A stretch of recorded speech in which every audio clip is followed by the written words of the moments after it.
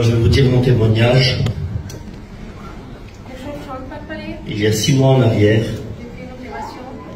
j'ai fait une opération. Ça s'est mal passé. Sur le coup, non, plutôt ça. Sur le coup, c'était bien. J'ai fini l'opération. Et puis j'ai vu le frère, Steve Ravagna. Et il était dans l'hôpital avec moi. J'étais dans l'hôpital avec moi. Et je l'ai vu, je l'ai vraiment vu. Et on s'est parlé. Et puis quand il est parti, Dieu me parle. Et il me dit, tu sais, tu vas passer par là, mais moi je vais te sauver. Alors sur le coup, j'étais bien, je n'avais pas de problème. Et puis 2-3 jours s'est passé. Il a rentré à la maison. Et là, j'ai une pensée comme quoi j'étais pas bien. Et là, j'ai fait une prise de sang pour voir. Et la prise de sang était positive. J'avais quelque chose. Et sur le coup, j'ai rien fait, je ne sais pas pourquoi. J'ai laissé comme ça. Et puis je savais dans mon cœur qu'un problème devait m'arriver, mais que Dieu allait me sauver, parce qu'il me l'a dit. Et puis une semaine s'est passée, et un matin, je me réveille en pleurs. J'ai mal, je crie, je pleure. Et je suis allée à l'hôpital. Dès que je suis allée à l'hôpital, les médecins m'ont tout de suite dit que ça n'allait pas, que je devais rester à l'hôpital. Et il y avait des gros problèmes. Et cette nuit-là, je suis restée à l'hôpital. Et quelque chose s'est passé dans mon corps. J'ai fait une perte de connaissance. Et j'avais de la fièvre, j'étais pas bien. Donc ils m'ont mis en soins intensifs. Le lendemain, je me réveille et je suis passée tout de suite au bloc. Alors ils m'ont fait ce qu'ils pouvaient là-bas à l'hôpital. Ils m'ont transféré à la Salpêtrière. J'étais en réanimation. Et moi, je ne comprenais pas ce qui m'arrivait. Je croyais que c'était pas normal, mais je ne savais pas que c'était une grande chose comme ça. Et puis, c'était dans la nuit. Et là, j'entends les pas de Ricky, comme quoi il courait dans l'hôpital. Et j'entendais même son souffle. Il est rentré dans ma chambre en faisant semblant que tout allait bien. Mais à ce moment-là, ils l'ont appelé pour dire qu'ils vont m'occuper. Et là, on est mariés depuis 7-8 ans. On n'a jamais prié ensemble. Jamais, même pas une fois. On ne savait pas prier ensemble. Et là, il a commencé à prendre ma main. On a prié ensemble. Et là, je ne savais pas ce qui s'est passé. Et là, j'ai dit dans mon cœur, Seigneur, je ne sais pas ce que j'ai, mais s'il te plaît, écoute sa prière. Parce qu'il ne prie jamais. Et là, le lendemain, ils m'ont installé des drains et tout. Là, j'avais même des problèmes respiratoires. Mes poumons, ils étaient pleins d'eau. Ils m'ont mis un drain. J'avais 2 drains différents. Je prenais 4 antibiotiques différents. J'avais une machine pour respirer. J'avais une sonde dans le nez. J'étais dans la réanimation. Je suis restée comme ça 8 jours dans la réanimation, dans un état critique.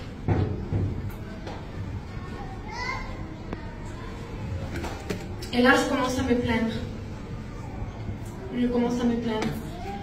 Je dis, Seigneur, je sais que je devais passer par là. Mais s'il te plaît, aide-moi, parce que moi, j'ai rien voulu de tout ça. Il faut que tu m'aides. Je sais que tu vas m'aider. Et là, je me plains à ma famille. Je dis, laissez m'entuber, s'il te plaît, parce que j'en peux plus. Je ne peux plus voir le regard des gens regarder sur moi. Je fais du mal à ma famille. J'ai mal. Je ne peux plus supporter. Et là, je me suis endormie et Dieu m'a fait voir un rêve. Dans le rêve, j'étais dans la cour, vous savez, là où Jésus s'est fait Gethsemane, dans cette cour-là. Et là, je suis tout seul, il n'y a personne autour. Je suis tout seul dans la cour. Et une voix me dit, regarde par terre. Et quand je regarde par terre, je vois Jésus. Il était comme on le voit dans le film, pareil. Et là, je vois pas son visage, parce que il ne fait pas montrer son visage. Il fait comme ça. Alors, je le vois pas. Et là, il y a une voix qui me parle, qui me dit, tu oses te plaindre? Et là, je ne comprends pas. Et j'ai peur. Et là, il me dit, tu sais tout ce que j'ai fait pour toi? Le Saint-Esprit me parle. Et il dit comme ça, tu sais tout ce que j'ai fait pour vous? Je suis allée à la croix pour vous. J'ai tout fait que vous, aujourd'hui, vous soyez guéris, pas avoir des maladies, pas avoir des angoisses. J'ai fait tout ça pour vous. Et vous, dès que vous avez un problème, vous vous laissez aller. Et là, je suis choquée de ce que j'entends. Et là, Dieu me dit, tu sais, toi, tu as toute ta famille à côté de toi. Et toute ta famille t'aime. Et moi, quand je suis passée par là, pour moi, il n'y avait personne. Amen. Et là, je me réveille. Et sur le coup, je n'ai pas compris. Parce que quand il m'a parlé, c'était avec autorité. Et quand je me suis réveillée, je croyais que Dieu ne m'aimait plus. Je croyais que Dieu m'avait laissé comme ça, qu'il ne pouvait rien pour moi. Que j'étais tellement mauvaise que Dieu ne pouvait pas agir pour moi. Alors je suis restée comme ça 2 jours. Et 2 jours, j'ai jamais eu aussi peur dans ma vie. Parce que j'ai vraiment cru que Dieu ne m'aimait plus. Alors c'est vraiment compliqué. Et là, au bout du 2e jour, je me demande encore des questions, je me pose encore des questions et je dis, Seigneur, tu ne peux pas me laisser comme ça. Seigneur, tu as dit que tu allais me guérir. Alors je ne sais pas comment, mais tu dois faire quelque chose. Et puis là, je pensais à plus me plaindre. Je disais, Seigneur, si j'arrête de me plaindre, je sais que tu vas m'aider. Alors j'étais dans un état critique, j'étais sur mon lit, je ne pouvais pas bouger, je ne pouvais pas parler, j'avais mal. Et toute ma famille qui rentrait dans ma chambre disait, tu vas bien? Alors que je n'étais pas bien, je disais, oui, je vais bien. Aujourd'hui, ça va mieux. Et le lendemain, je disais, pareil comme ça, toute la journée, je disais que ça allait. Et à chaque fois que je disais ce mot, Dieu me guérissait. À chaque fois que je disais ça, Dieu, je savais qu'il faisait quelque chose. Amen. Alors de jour en jour, Dieu avait tout enlevé. Ils avaient enlevé les reins, ils avaient enlevé les antibiotiques. Ils m'ont transféré dans une autre hôpital. J'étais plus dans la réanimation. Ce que je veux dire, c'est que Dieu peut rien faire pour nous le temps qu'on se plaint. Parce qu'on se plaint de tout et de rien. Mais Dieu ne peut pas agir pour nous. Il ne peut rien faire. Il faut laisser tout à Dieu faire ce qu'il doit faire. On ne sait pas les plans de Dieu. Mais Dieu peut tout faire. Amen. Que Dieu la bénisse. Amen. Donc, c'est mon neveu qui est malade et ma soeur elle me dit, quand John il vient dans les Pyrénées, est-ce qu'il peut venir prier pour le petit? Et le petit, il a 14 ans et il est né avec une malformation à la hanche. Et quand il marche, le petit là, vous, tout le monde, si vous le regardez marcher, avant quand il marchait avec un handicap, il avait le pied comme ça là, regardez, comme ça là, bien. Et puis quand il marchait, ben, tout le monde voyait que ce petit là, il avait un problème. Et je dis sur ma soeur, je dis, ben oui, quand il va venir, bien sûr, il va venir prier pour le petit. Alors je dis, ben toi de ton côté, prie le Seigneur, et puis dis-y au petit qui prie le Seigneur aussi. Et John il vient vers nous, et quelques jours passent, et des fois, moi j'ai remarqué ça, John je pense qu'il a, comme tout serviteur de Dieu et chrétien, des inspirations des fois. Il me dit, on n'irait pas aujourd'hui prier pour le petit? Je dis, viens, on y va, oui d'accord. On va là-bas dans la maison, le petit il descend. Et mon désir à moi, de serviteur de Dieu, comme j'avais déjà écouté des témoignages comme ça, je voulais voir le pied qui se remet droit. Et je voulais voir le pied de mes yeux qui repousse, qui se rallonge là. Ça fait que le petit il descend de la maison, il est en t-shirt, en short, il est en chaussettes. Voilà. Et donc le John il commence à parler avec le petit, et puis il commence à prier pour lui. On prie pour le petit, et tout d'un coup le petit ressent la présence de Dieu. Et le petit dans son pied, il avait une malformation.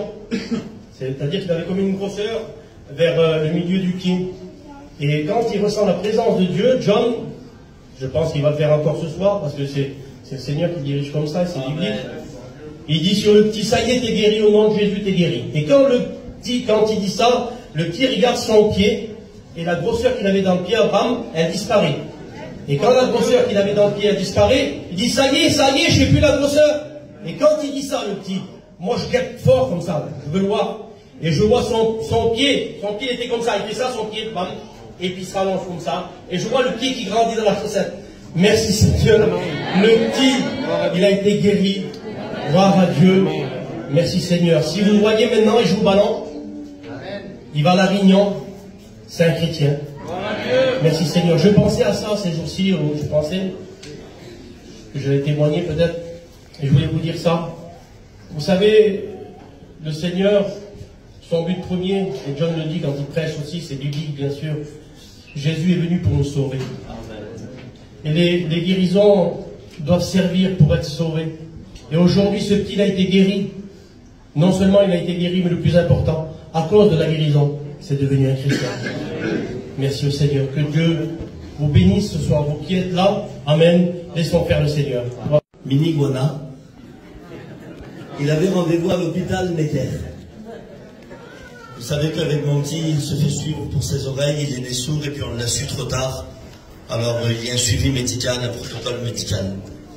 Et à Paris, vous savez, il y a beaucoup d'embouteillages. Et j'avais un rendez-vous tôt le matin, donc il a fallu que je me réveille très tôt. Donc je me suis endormi très tôt. Et lorsque je m'endors, au respect que je vous dois, je vois comme un rêve, un songe, que je suis en train de marcher. Et lorsque je marche, je vois un bâtiment sur ma gauche. Dans ce rêve, je rentre dans le bâtiment. Et lorsque je rentre dans le bâtiment, eh bien, je rentre dans un service de soins intensifs. Et dans ce rêve, eh bien, je tourne une fois à gauche, puis ensuite à droite, et je rentre dans une chambre. Et je vois, eh bien, deux parents, un père et une mère, qui étaient là en train de pleurer. Et il y avait, eh bien, sur ce lit allongé un enfant, avec beaucoup de fils autour de lui, sur lui. Il était entubé. Dans ce rêve, je voyais beaucoup de téléviseurs, vous savez, de radio. Et puis je voyais comme un enfant mort et une famille qui était en train de pleurer. Et lorsque je suis rentré dans cette chambre, dans mon rêve, j'ai commencé à leur parler d'un message que je prêche en ce moment, combattre ses craintes par la foi. Et puis lorsque je prêchais, je sentais que l'atmosphère dans la chambre, elle changeait. Et puis dans le rêve, j'ai prié pour l'enfant et l'enfant était revenu à la vie. Alors c'est resté qu'un rêve. Moi, le lendemain, je me suis réveillé. J'ai pris l'autoroute pour partir, écoutez. Et lorsque je partais, je voulais pour aller à l'hôpital Necker. Je suis en train d'expliquer dans la voiture à ma femme ce que je suis en train de vous expliquer. Je dis, écoute, j'ai vu ça, j'ai vu ça, j'ai vu ça. Et lorsqu'on arrive à l'hôpital Necker, là-bas, est-ce que vous croyez que Dieu parle dans les rêves? C'est marqué dans le psaume 127. Dieu en donne plus à ses serviteurs pendant leur sommeil. Moi, je suis pas un rêveur, je suis un serviteur de Dieu comme mes frères. Mais si Dieu veut nous parler dans un rêve, eh bien on le reçoit comme un mot de Dieu. Et lorsque je rentre dans l'hôpital Necker, je vois un voyageur que j'ai jamais vu de ma vie. Et lorsque je le vois, avant tout, avant d'être un père d'un enfant qui est malade, je suis un serviteur de Dieu. Et quand je vois des personnes à l'hôpital, je m'interroge, je me pose des questions et je m'approche. Et lorsque je m'approche de cet homme-là, je lui dis, frère Sabah, qu'est-ce qu'il y a, qu'est-ce qui se passe, qu'est-ce qui t'arrive? Il dit, écoute, on a un enfant de 9 ans, c'est mon petit-fils. Et hier, il était à l'école, et lorsqu'on l'a emmené à l'école, l'école nous a appelés parce que le petit, à la récréation, il est tombé. Et lorsqu'il est tombé à l'intérieur de sa tête, son cerveau s'est fissuré. Et au moment où je te parle, son cerveau baigne dans le sang. Les médecins ne répondent plus de lui. Il est abandonné de la médecine. Puis moi, je suis là, et puis je lui dis, frère, ce soir, on a une réunion. On va prier pour ton petit. J'ai rendez-vous avec mon fils. Pendant qu'on est dans le rendez-vous, mon téléphone sonne. Puis il y a un copain qui m'appelle. Il dit, Kevin, t'es dans l'hôpital? Je dis oui. Il dit, écoute, le père du petit voudrait que tu pries pour son fils. Et puis là, à ce moment-là, Dieu me parle et il me dit, tu vas réaliser ton rêve. Et lorsque je quitte ce bâtiment-là, je rentre dans l'autre bâtiment et je suis en train de revoir tout ce que le Seigneur m'avait montré dans le rêve. Je rentre dans un bâtiment, je monte dans les soins intensifs, je tourne à gauche, puis je rentre à droite. Et là, quand je rentre dans cette chambre, il y avait une famille, un père et une mère qui étaient en train de pleurer. Et le père me disait, pourquoi je mis le petit à l'école hier? Pourquoi on l'a emmené? Regarde, on lui a dit, les médecins l'ont abandonné, le petit, ça va plus. Et puis là, j'ai commencé à leur prêcher l'évangile, alléluia. Celui qui a la puissance, alléluia. Celui en qui il y a toute autorité. Et j'ai senti comment que l'atmosphère, elle changeait, comment que la crainte, l'angoisse, elle partait, et comment que la foi, alléluia, elle prenait place. Je veux que la foi, elle prenne place dans ton cœur. Nous avons un Dieu qui guérit. Et lorsqu'on vient, on a ressenti la présence de Dieu, on a commencé à prier. Et là, j'ai fait mon travail de serviteur, j'ai prié pour le petit, mais le petit, il s'est pas réveillé, alors je suis parti, ma famille m'attendait. Puis quand je roulais, mon téléphone a sonné. Le père de l'enfant m'appelle une demi-heure plus tard. Il me dit, écoute Kevin, t'es parti de la chambre et puis on a continué à prier. On sentait une forte présence au milieu de nous. Et puis d'un seul coup sur une des télés, il y avait marqué 21, c'était la pression qu'il avait dans la tête. Et puis d'un seul coup ça fait 19, 18, 15, 13, 12, 10, 9... Ça s'est arrêté à 7, et lorsque ça s'est arrêté à 7, les médecins sont rentrés, et lorsqu'ils sont rentrés, ils nous ont demandé « Qu'est-ce que vous avez fait ?» On leur a dit rien. Ils nous ont dit « Les stades de l'enfant sont devenus normales, on va le désentuber. » Une heure après, il était désentubé. 3 jours après, il était sorti dehors. Notre Dieu est vivant. Un enfant qui était à la mort, Dieu l'a porté à la vie. Oui, tu entends les prières, parce que Dieu est vivant. Je voudrais t'encourager avec ça. L'impossible, c'est sa spécialité. Alors je ne sais pas ce que tu vis, mais la Bible, alléluia, nous conseille de croire à l'impossible. Tu es peut-être rentré malade. Eh bien, je voudrais te dire quelque chose. Tu peux ressortir guéri. Cette année-là, on était à Gien, à la retraite spirituelle.